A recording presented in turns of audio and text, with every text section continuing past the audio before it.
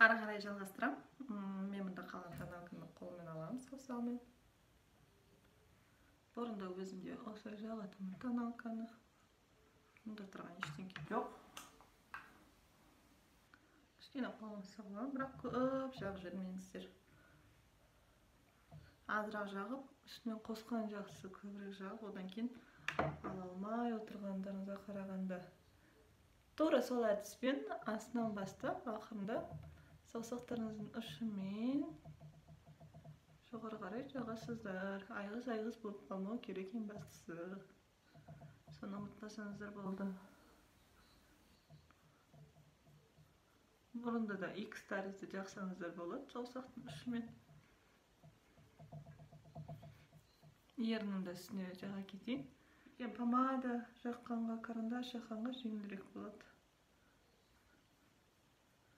Жақсылап біркелкі жағасыздар. Маған мына ортаңғы саусақпен жаққан ыңғайлы. Сіздерге енді білмеймін қалай болатынын, қайсымен ыңғайлы, сонымен жақсаңыздар болады.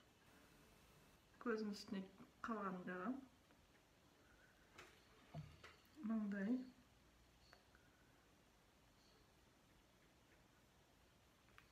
Маңдайды осылай жақсы болады. Басып жағудың қажеті жоқ. Бірақ қатты айғыз болып қалмау үшін кішкене бетінен басып жіберу керек. Қалған шаштың арасына жіберем.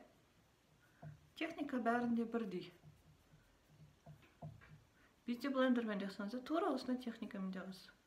Басып. Егер де мен жаңа мына маңдайымда безеудің орындары болған, мынамен жабылып кетті.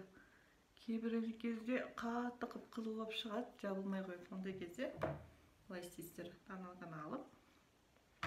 Менде мысалы үшін біреу точка жабылмай тұр. Кішкене қалыңырақ алып жағасыздар да, қоясыздар, кепкені күтесіздер. Ол пока кебе берсін. Міне тоналка жағып осымен болды.